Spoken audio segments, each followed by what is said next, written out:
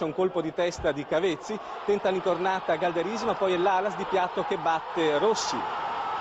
Ero fuori gioco e se abbiamo VAR, come si dice VAR, in questo momento è possibile che non esista, però beata onestà. è possibile, però non importa in questo momento perché ho fatto un gol e ricordo Beppe Galderisi era in la terra. Lo confessa a distanza di quasi 25 anni Alexi Lalas, seduto in tribuna guardando il prato verde del Luganeo. Quel fantastico gol contro il Milan durante la stagione d'oro del Padova in Serie A forse era fuori gioco.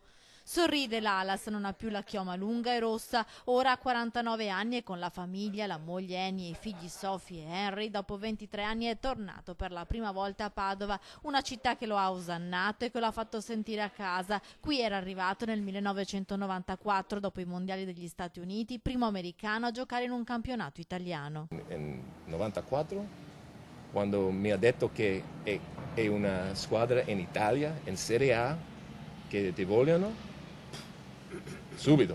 Io so che il mondo, l'Italia, il calcio, il Serie A sicuramente ha cambiato, però era un tempo magico. A Padova ha trovato un ambiente magico, ancora oggi si sente con i suoi compagni di allora, Galderisi e Crack. Da difensore riuscì a segnare durante la stagione 94-95 contro il Milan e l'Inter. Ora commenta il calcio per la TV americana e ha apprezzato molto le ragazze della nazionale di calcio femminile. La vita lo ha portato di nuovo in America, ma a Padova i colori biancoscudati sono rimasti nel suo cuore. Voglio dire grazie a tutti i tifosi di Padova.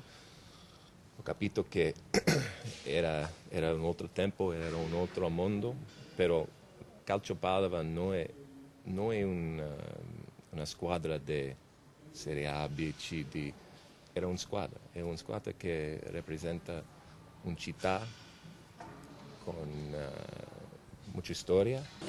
Ciao a tutti.